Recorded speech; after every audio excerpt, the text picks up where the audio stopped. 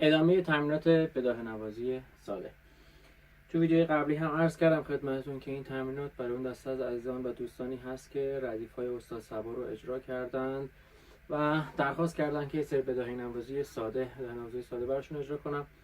اطاعت هم کردیم و توی این ویدیو با هم دیگه اصفهان کار میکنیم. اصفهان ر ایمنا. کوکمون هست می، لا، ر و سیم چهارم هم لا.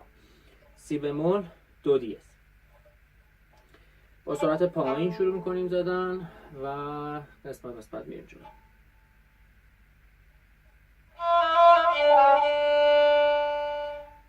فامی فامی ره دو ره دو ره دو سی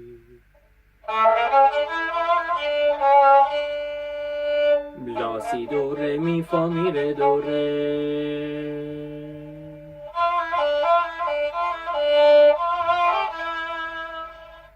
فامی ره فامی ره فامی ره فا سل می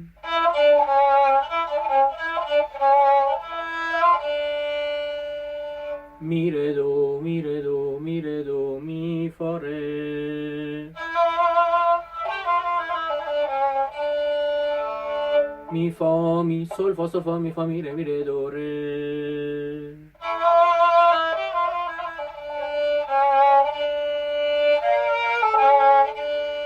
سی دو ره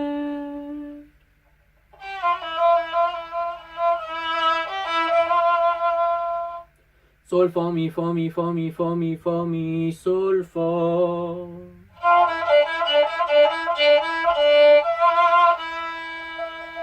فا می ره می ره می ره می ره می ره فا می دوباره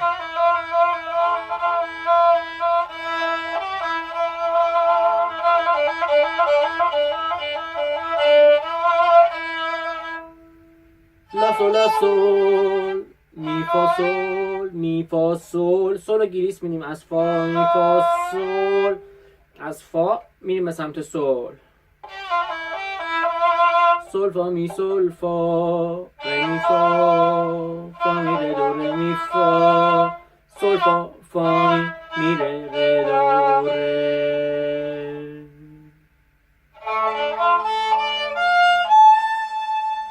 آرپژ ره رو اجرا میکنیم. لا ره فا لا ره فا لا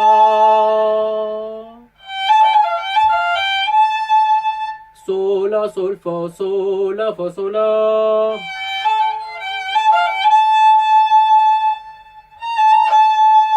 سیلا سیلا لا سولا سول سول فا می فا می فا می فا می فا می ره می می می دو دو لا لا دو دو می می فا سول فا می سول فا می سول فا می سول فا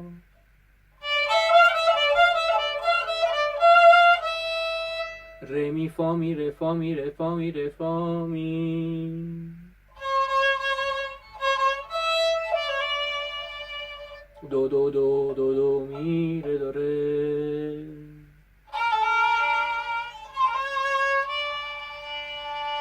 سی لا سی دو سی دو ره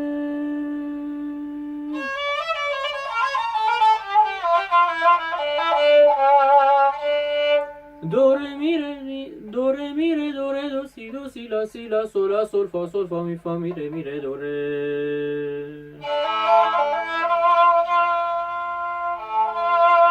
ره می فا می ره می فا فا لا فا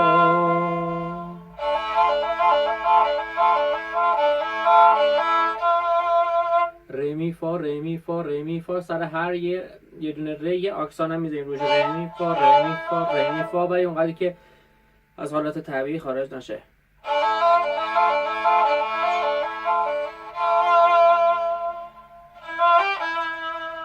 می فا سول می می می دو دو لا لا دو دو می